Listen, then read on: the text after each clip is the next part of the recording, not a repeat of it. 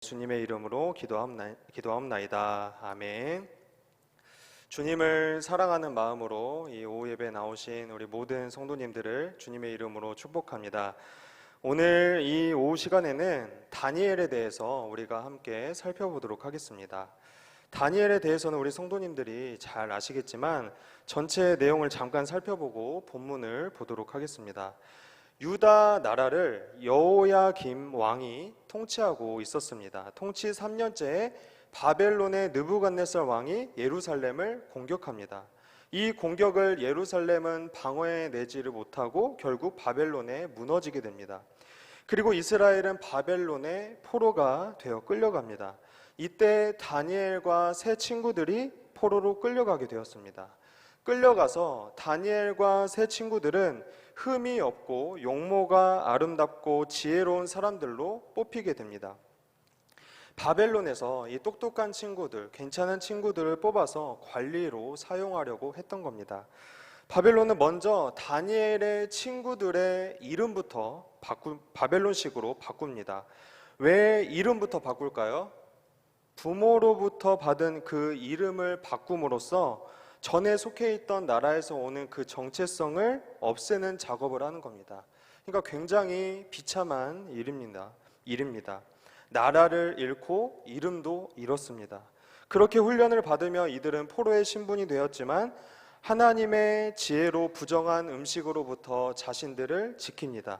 또 다니엘이 느부갓네살의 꿈을 해석하기도 하고 또 금신상을 섬기지 않아서 다니엘의 세 친구들이 풀무불에 던져지기도 하지만 하나님의 보호하심으로 살아남습니다.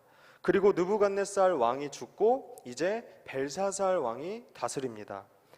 벨사살 왕이 잔치를 벌이는데 그 자리의 벽에 갑자기 사람의 손가락들이 나타나더니 그 손가락들이 글씨를 씁니다. 뭐라고 썼냐면 메네메네데겔 우바르신이라고 글씨를 쓰는데 이 글에 대해서 모두가 해석하지 못합니다. 그럴 때 다니엘이 해석합니다. 그 내용은 바벨론이 메대와 바사에 의해서 멸망당할 것을 예고하는 하나님의 말씀이었습니다. 그 예언대로 바벨론은 점령되고 다리오 왕에 의해서 메대와 바사의 연합 왕국이 이제 다스려지게 되었던 겁니다. 그리고 오늘 우리가 살펴보았던 다니엘 6장입니다. 6장 1절부터 보면 다리오 왕은 120명의 고관을 세워서 전국을 다스리게 합니다. 그리고 이들 위에 3명의 총리를 세웠는데 다리오 왕은 이 3명의 총리 중에서도 가장 높은 자리에 다니엘을 세웁니다. 그래서 다니엘을 통해서 전국을 다스리게 합니다. 나라가 망하게 되면 그 나라의 고위직에 있는 가장 중요한 사람부터 없애는 게 당연한 순서입니다. 그렇지만 왕이 바뀌고 나라가 바뀌었는데도 다니엘은 계속해서 높은 자리를 유지하고 있습니다. 이것만으로도 사실 대단한 겁니다. 거기에 다니엘은 이미 8순이 넘은 나이였습니다. 하나님께서 보호하시는 사람, 하나님께서 인도하시는 사람은 환경과 조건에 상관없이 끝까지 하나님께서 함께 하심을 우리가 알 수 있는 대목입니다. 다리오 왕은 다니엘을 수석 총리로 세우니까 그 밑에 있던 사람들이 질투를 하기 시작합니다. 이 나라 출신도 아니고 지금 메대 바사가 바벨론을 정복했는데 그 정복당한 바벨론의 고위 관리가 그것도 바벨론의 포로로 끌려왔었던 소위 미천한 출신의 사람이 가장 높은 자리를 차지하고 있으니까 질투가 나는 겁니다. 그래서 이들은 다니엘을 끌어내리기로 합니다. 끌어내리기 위해서 다니엘의 허물을 찾습니다. 그런데 어떤가요? 다니엘을 고발할 근거를 찾지만 아무 근거, 아무 허물도 찾지 못합니다. 그렇지만 포기하지 않습니다. 허물이 없으니까 허물을 만들기 위해서 함정을 팝니다. 다니엘 6장 5절을 보면은 그들이 이르되 다니엘은 그 하나님의 율법에서 근거를 찾지 못하면 그를 고발할 수 없으리라 하고, 하나님의 율법, 하나님의 자녀라는 것을 건들지 않으면 고발할 근거가 없는 겁니다. 다니엘은 그런 사람이었습니다. 그래서 이들은 다니엘의 이 하나님에 대한 믿음을 이용합니다. 그래서 왕에게 말합니다. 7절 상반절을 보면 나라의 모든 총리와 지사와 총독과 법관과 관원이 의논하고 왕에게 한 법률을 세우며 한 금령을 정하실 것을 구하나이다 라고 하면서 법 제정을 건의하는데, 어떤 법이냐면 30일 동안 왕 외에 어떤 신이나 어떤 사람에게 무언가를 구하면 그 사람을 사자굴에 집어 넣는다는 법이었습니다. 왕은 이 법을 허락합니다. 법은 이제 효력을 발휘하게 됩니다. 이제 누구든지 구하면 사자굴에서 죽는 겁니다. 이 사실을 다니엘도 알았습니다. 왕에게 이러한 법을 말할 때 모든 관리들이 동의했다고 하지만 다니엘은 당연히 동의하지 않았을 겁니다. 아니면 다니엘 모르게 그러한 일들이 진행됐을 겁니다. 어찌됐든 왕은 이 법을 허락했고 이제 법대로 하지 않으면 죽게 됩니다. 이 모든 사실을 알고 있는 다니엘, 그 다니엘은 어떻게 하나요?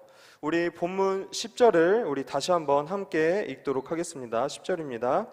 다니엘이 이 조서에 왕의 도장이 찍힌 것을 알고도 자기 집에 돌아가서는 윗방에 올라가 예루살렘으로 향한 창문을 열고 전에 하던 대로 하루 3번씩 무릎을 꿇고 기도하며 그의 하나님께 감사하였더라. 아멘. 다니엘이 어떻게 했나요? 다니엘은 기도했습니다. 새롭게 제정된 법에 대해서 다니엘은 잘 알고 있었지만 전에 하던 대로 무릎을 꿇고 하나님 앞에 기도했습니다. 이러한 모습을 기대했던 관리들은 재빠르게 왕에게 갑니다. 그리고 왕의 조서를 말하면서 다니엘을 지금 당장 죽여야 함을 주장합니다. 다리오 왕은 다니엘을 죽일 수밖에 없음을 알고 방법을 찾지만 결국 사자굴에 들어가게 됩니다. 사자굴에 들어가게 된 다니엘은 어떻게 되나요? 우리 성도님들이 잘 아시다시피 멀쩡하게 나옵니다. 어디 하나 상한 데 없이 사자굴에서 천사들의 보호로 편안하게 있다가 나옵니다. 다리오 왕은 기뻐하고 다니엘을 고소했던 자들은 그 아내와 자녀들까지 함께 사자굴에 넣고 이들 모두는 다니엘과 다르게 죽음을 맞이하게 됩니다. 이 다니엘의 전반적인 내용을 우리가 살펴봤습니다. 그러면 이제 6장에서 다뤄진 내용을 통해 하나님께서 우리에게 무엇을 말씀하고 싶으신 건지 이것에 대해서 한번 자세히 살펴봤으면 좋겠습니다. 하나님은 우리에게 왜 이러한 말씀을 들려주시는 걸까요? 여기에서 다니엘의 믿음과 다리오 왕의 믿음에 대해서 생각해 보면 좋겠습니다. 다니엘의 믿음과 다리오 왕의 믿음 중에 우리에게 선택하라고 한다면 우리 성도님들은 어떤 믿음을 선택하시겠습니까? 다니엘의 믿음과 다리오 왕의 믿음, 어떤 믿음을 선택하시겠습니까? 당연히 다니엘의 믿음이겠죠. 그러면 하나님은 우리가 다니엘의 어떠한 모습을 따르고 어떠한 모습을 담기를 원하시는 걸까요? 다니엘의 지혜일까요? 아니면 다니엘의 선택일까요? 다니엘의 모든 선택이 과연 무조건 옳았다고 할 수 있을까요? 다니엘이 선택했던 그 기도했던 상황으로 가보면 다니엘은 분명히 법이 발효되었다는 것을 알고 있었습니다. 기도하면 안 된다는 걸 다니엘은 알고 있었습니다. 그런데 다니엘이 그럼에도 이때에 꼭 기도를 해야만 했던 걸까요? 전부터 해왔으니까 무조건 해야만 했던 걸까요? 법이 발효되는 그 30일 동안만 윗방에서 창문을 열고 전에 하던 대로 하지 않고 속으로 기도한다고 해서 하나님께서 다니엘을 싫어하셨을까요? 다니엘이 기도하고 잡혀간다면 다니엘 밑에서 일하고 있던 사람들 역시 다니엘 다음으로 잡혀갔을 겁니다.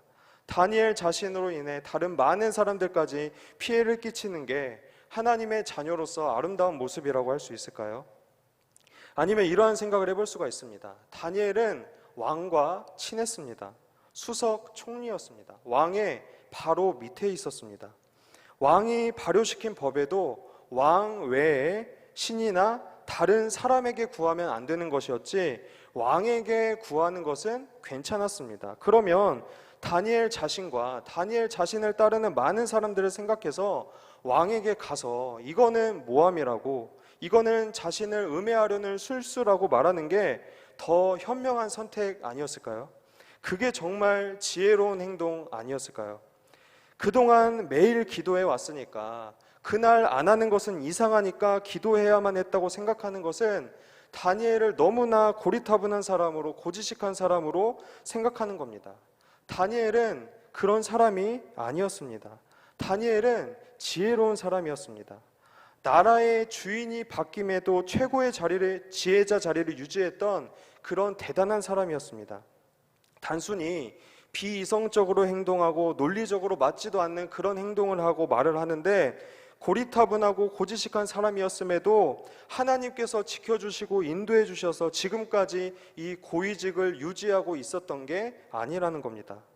다니엘이 이러한 위험을 알고 있음에도 왕에게 가서 구하지도 않고 대적들에게 고발할 근거를 순순히 내줬던 것은 다니엘의 기도가 매일의 습관적인 기도가 아닌 바로 다니엘의 믿음의 고백의 기도였던 겁니다. 다니엘의 믿음의 기도의 고백이었습니다. 다니엘의 이 기도는 목숨을 바치는 아름다운 믿음의 고백이었습니다. 다니엘은 하나님께 기도하면서 뭐라고 했나요? 10절 마지막을 보면 전에 하던 대로 하루 3번씩 무릎을 꿇고 기도하며 그의 하나님께 감사하였더라. 아멘. 아니, 지금 이 상황에 만약에 기도를 한다면 하나님께 무엇을 해야 할까요? 간구를 해야죠. 하나님 살려주세요. 대적이 저를 치려합니다. 저를 죽이려 합니다. 하나님 도와주시고 저들을 벌해주세요. 이렇게 기도를 해야 하는 거 아닌가요? 왕께 구하지 않을 거면 하나님께라도 구해야 하는 거 아닌가요? 그런데 다니엘은 그러지 않았다는 겁니다. 전에 하던 대로 하나님께 감사했습니다. 우리가 보기에 지금 다니엘이 하나님께 감사할 일이 있습니까? 사자굴에 들어가게 된 이 위험한 상황에 어떻게 하나님 앞에 감사할 수 있겠습니까? 다니엘은 지금 담담히 자신의 신앙을 고백하고 있었던 겁니다. 만약에 다니엘이 이 법으로 인해서 숨어서 기도했다면, 전과 같이 행동하지 않고 아무도 보지 않게 다르게 행동했다면 이 법을 인정하는 것이고 다리오 왕이 참 신이라는 것을 인정하는 겁니다. 전처럼 기도하지 않는다면 다니엘도 다리오를 참 주인, 참 신으로 여기는 것으로 보였을 겁니다. 다니엘은 그러하기에 위험함에도 전과 같이 기도함으로써 자기 자신은 하나님 한 분만을 섬기는 사람임을 고백했던 겁니다. 습관적으로 하던 거라서 그날 안 하면 큰일 나니까 목숨 걸고 했던 것도 아니고 하나님 한 분만이 유일한 신이심을 고백하는 믿음의 행동으로서 기도를 했던 겁니다. 다니엘은 하나님의 생명의 주인이심을, 구원이심을 감사하며 기도했던 겁니다. 여기에서 다니엘과 대조되는 이 다리오의 모습을 살펴보면 다리오는 다니엘을 수석 총리로 세웠습니다. 이렇게 한 이유는 2절 하반절을 보면 왕에게 손해가 없게 하려 함이었더라 라고 나와 있습니다. 그러니까 왕이 손해보지 않는 그런 시스템을 만든 겁니다. 다니엘을 가장 높은 위치에 놓은 것도 그러한 이유에서 그랬던 겁니다. 손해보지 않기 위해서 일을 가장 잘하는 사람을 높은 위치에 놓았던 겁니다. 그리고 다른 관리들이 30일 동안 왕 외에 어떤 신에게나 사람에게 구하면 사자굴에 넣자는 그 법을 이야기할 때 다리오 왕은 만족했습니다. 왜냐하면 자신이 신과 같은 존재, 그런 높은 존재를 인정받아야 된다고 생각하고 있었고 그렇게 세움받는 게 당연하다고 생각했던 겁니다. 다리오는 자기 자신만을 생각했던 사람입니다. 다니엘이 함정에 빠졌다는 것을 알고 마지막에 뭐라고 하나요? 구원하려고 심히 근심하며 고민하고, 그리고 다니엘을 사자굴에 넣으면서 마지막에 뭐라고 하나요? 16절 하반절을 보면 네가 항상 섬기는 너의 하나님이 너를 구원하시리라 라고 합니다.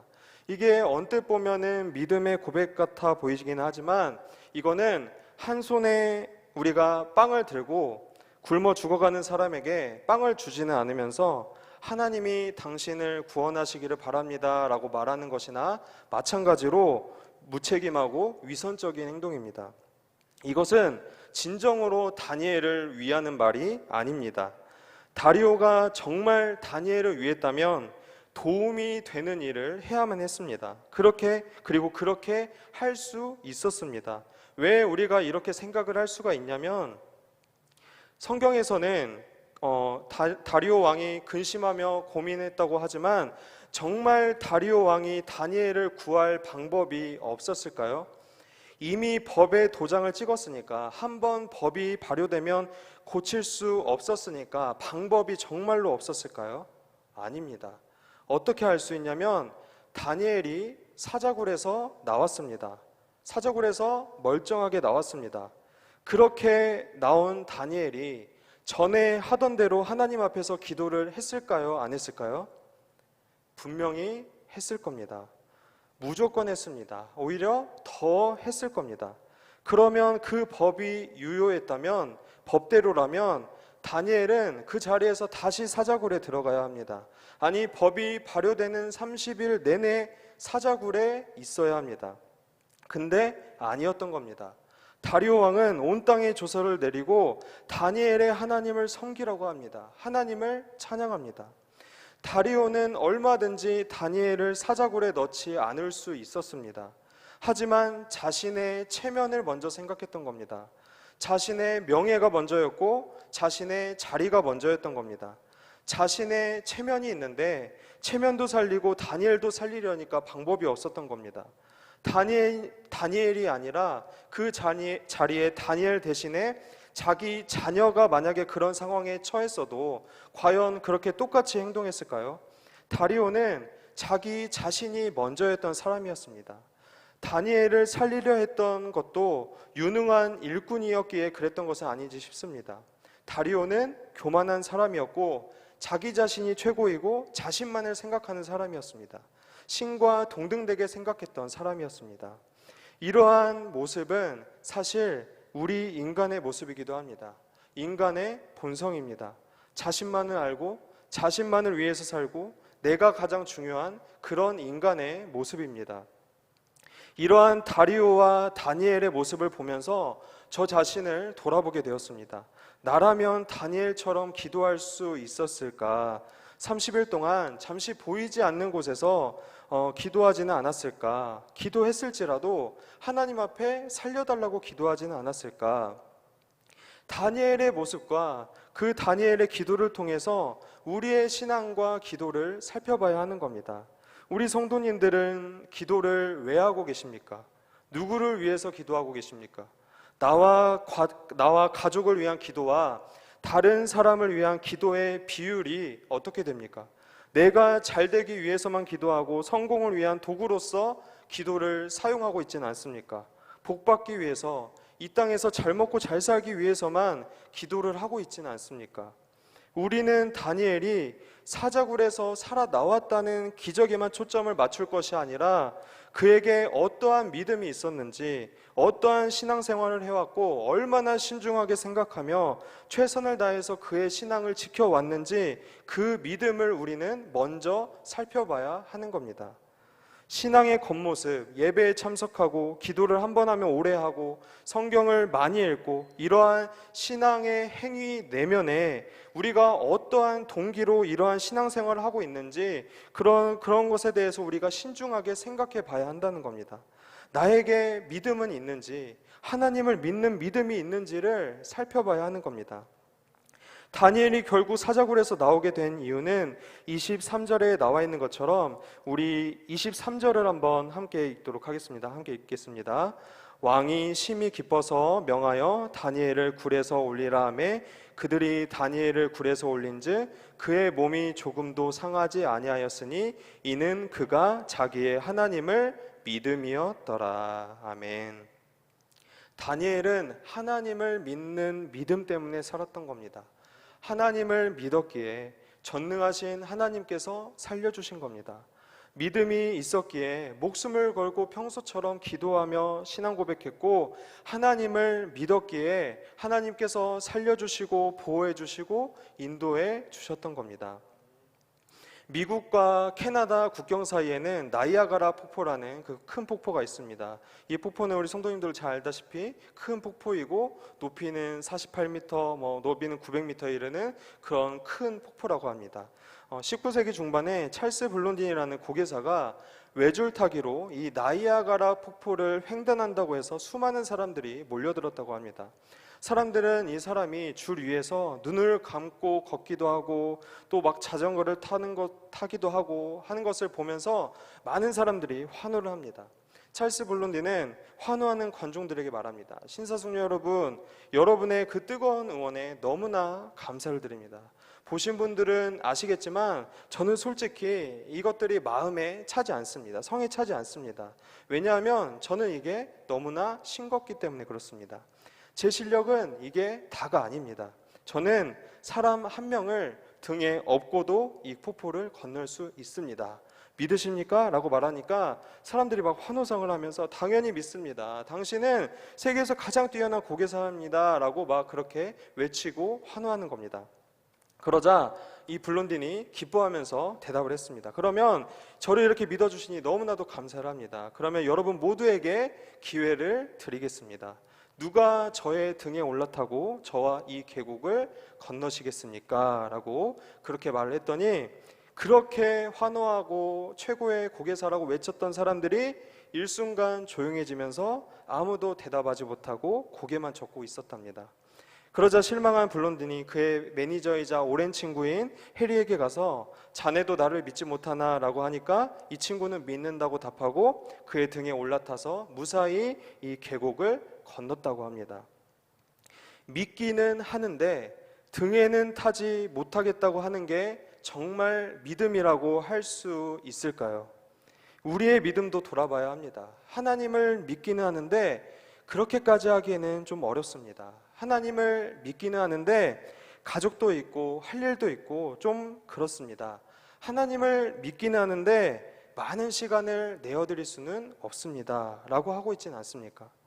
믿음은 말만 번지르르하게 하는 것이 아니라 행동하는 것이고 사람들 앞에서 목숨을 걸고 내 입으로 신앙을 고백하는 것이고 믿음으로 살아내는 것, 그것이 바로 믿음이라는 것을 우리가 기억을 해야 합니다. 우리의 믿음도 돌아보시기를 바랍니다. 코로나로 정말 어려운 시기를 보내고 있습니다. 안개가 자욱히 껴있는 곳을 정말 더듬더듬 발걸음을 내디디면서 걸어가는 그런 하루하루를 그렇게 살아가고 있는 게 우리의 현실입니다. 그렇지만 그러함에도 우리는 하나님을 믿어야 합니다. 하나님께서 다리오 왕을 통해서 만천하의 하나님의 영광을 하나님이 누구신지를 선포하게 하셨습니다. 26절 하반절을 보면 하나님은 살아계시는 하나님이시고 영원히 변하지 않으실 분이십니다. 그의 나라는 멸망하지 아니할 것이고 그의 권세는 무궁할 것입니다. 그는 구원도 하시고 건져내기도 하시고 하늘에서든지 땅에서든지 이적과 기사를 행하시는 이로써 다니엘을 구원하여 사자의 입에서 벗어나게 하셨던 분이 바로 우리 하나님이십니다. 우리가 겪고 있는 이러한 모든 상황 역시 하나님은 다 아십니다. 하나님은 모르지 않으십니다. 하나님은 전에도 계셨고 지금도 계셨고 미래도 이미 겪으신 분이십니다. 미래도 다 이미 겪으셨습니다. 그 하나님께서 우리와 함께 하십니다. 다니엘의 모습을 통해서 어려운 상황 가운데 우리가 집중해야 할 것은 이 땅에서의 어떤 작은 성공이 아니라 하나님을 믿는 믿음이 가장 중요하다는 것을 알 수 있고 우리가 기억해야 하는 겁니다. 우리는 그 믿음에 성공해야 합니다. 이 세상에서 잘 먹고 잘 살고 그것도 필요하다고는 할 수 있지만 가장 중요한 것은 하나님을 믿는 믿음, 하나님을 기억하고 하나님께서 언제나 우리와 함께 하신다는 것, 하나님만이 우리의 구원자이시고 유일하시고 전능하신 신이시라는 것을 당당히 고백할 수 있는 그런 믿음을 가지고 살아가는 것, 그것이 우리의 인생에 가장 중요하다는 것을 우리는 기억을 해야 하는 겁니다. 그래서 우리의 삶 가운데도 정말 다니엘과 같은 그런 믿음을 가지고 그런 신앙을 고백하면서 살아나갈 수 있는 우리의 인생이 되기를 간절히 소망합니다. 우리 이 시간 함께 기도하도록 하겠습니다.